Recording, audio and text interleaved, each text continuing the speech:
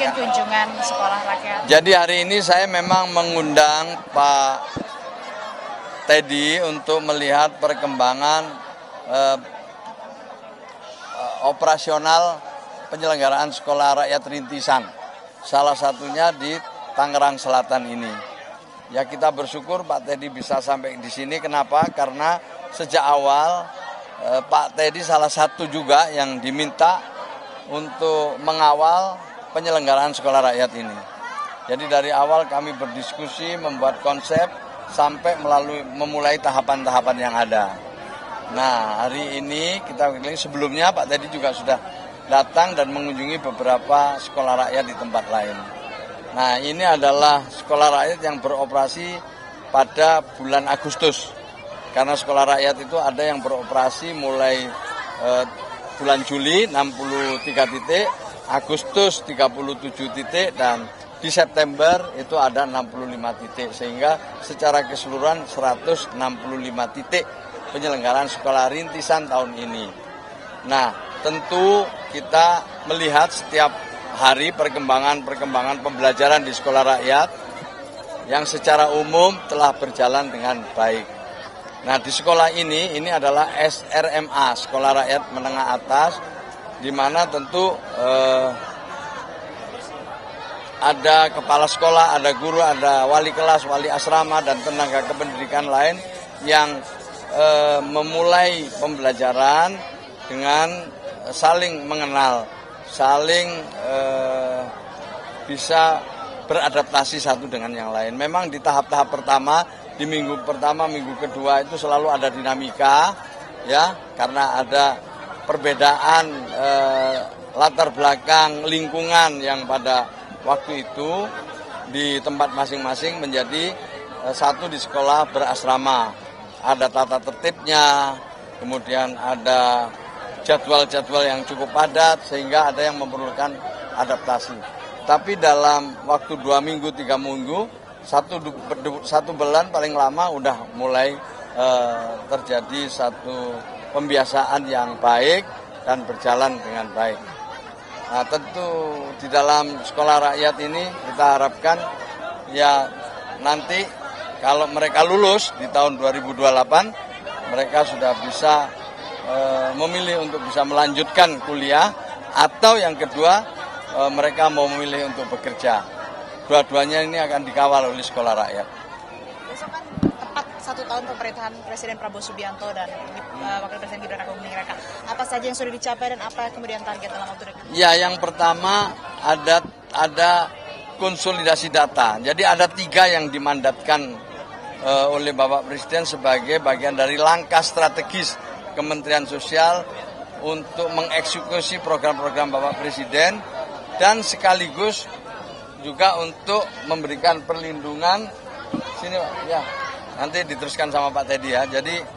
Jadi Kementerian Sosial itu ditugaskan untuk mengeksekusi program-program Bapak Presiden di bidang perlindungan sosial dan jaminan sosial dan rehabilitasi sosial, terakhir adalah pemberdayaan sosial, ya, supaya kita bisa melangkas dengan baik, tepat sasaran.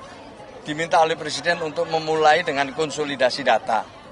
Maka itu Presiden menerbitkan yang namanya Inpres nomor 4 tahun 2025. Sebelumnya Indonesia tidak pernah memiliki satu data. Di era Pak Presiden Prabowo inilah sekarang ada satu data, yaitu data tunggal sosial dan ekonomi nasional.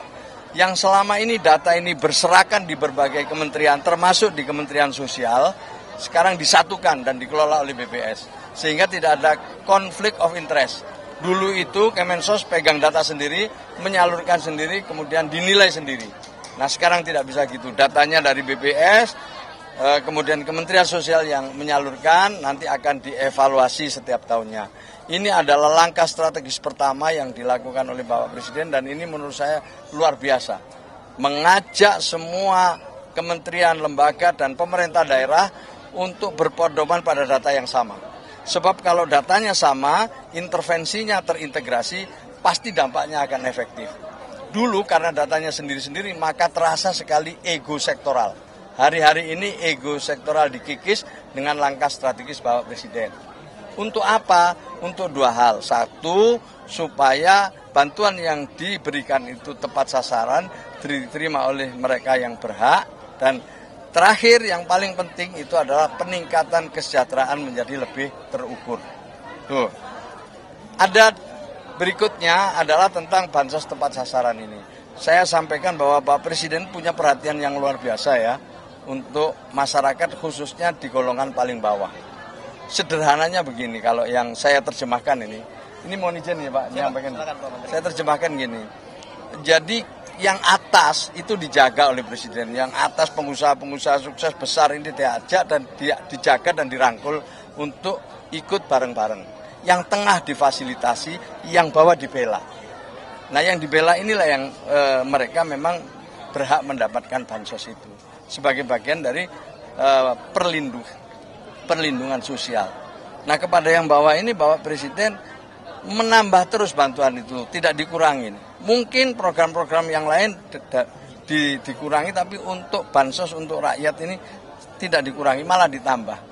Pagu anggaran tahun 2025 ini ada 71 triliun untuk 20 juta KPM.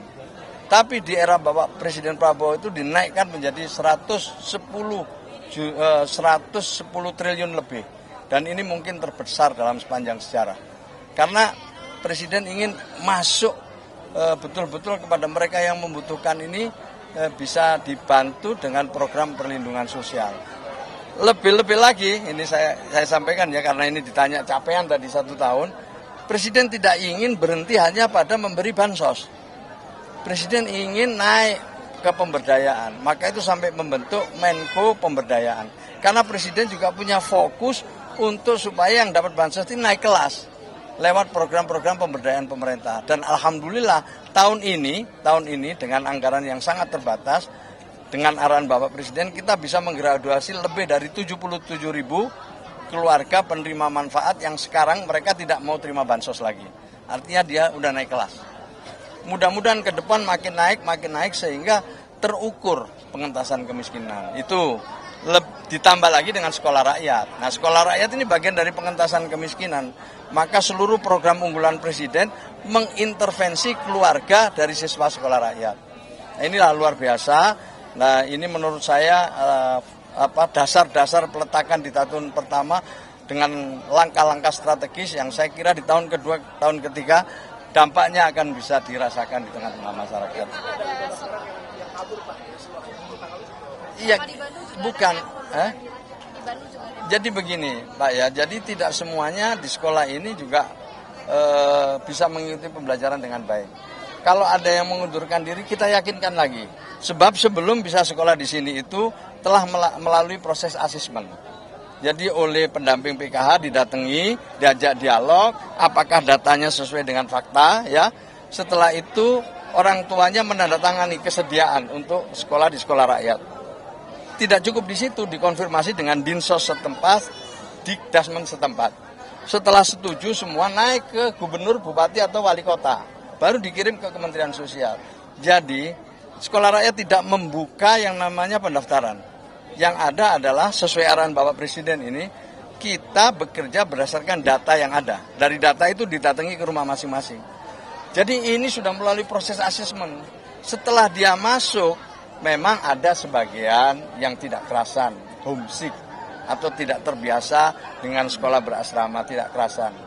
Sebagian pulang, sebagian lagi kembali. Tapi kita beri waktu 2 minggu. Kalau 2 minggu mereka masih tidak bersedia, tentu kami tidak bisa memaksa dan akan diganti oleh siswa yang lain. Banyak sekali yang ngantri di belakangnya ini, karena semua dijamin oleh negara, oleh pemerintah. Jadi ini adalah harapan Presiden untuk menjangkau yang belum terjangkau. Tadi lihat yang dialog dengan Pak Teddy secara spontan loh. Tadi Pak Teddy nanya siapa yang ingin tanya. Yang naik Bilkis tadi itu termasuk salah satu siswa yang putus sekolah. Dia udah kelas 1, tidak sanggup meneruskan, dia putus sekolah, dia masuk lagi ke sini. Jadi kalau ada yang mundur, itu sebenarnya sungguh-sungguh kita sayangkan dan kita tetap ajak lagi. Kalau memang enggak, ya enggak apa-apa. Guru misalnya, guru ini luar biasa. Sebagian besar yang ikut seleksi semuanya mengabdi, bekerja dengan baik. Ada beberapa yang katakanlah mengundurkan diri, ya kita nggak bisa memaksa dan kita lakukan seleksi ulang. Banyak lagi yang daftar. Gitu. Sekarang ini banyak yang dicoret dari penerima bansos karena ketahuan mereka judi online lagi. Di judi online memang faktanya mereka main judi online. Itu pun ini atas arahan Presiden juga. Memang masih boleh dikasih kesempatan sekali lagi. Mereka melakukan reaktivasi. Jadi mereka datang ke desa, kelurahan setempat atau lewat aplikasi SIG-NG, mereka bisa konfirmasi untuk reaktivasi. Diberi kesempatan sekali lagi. Kalau memang benar mereka benar-benar butuh yang namanya bansos. Jadi masih dikasih kesempatan. Ya. Oke, itu cukup saya sekarang Pak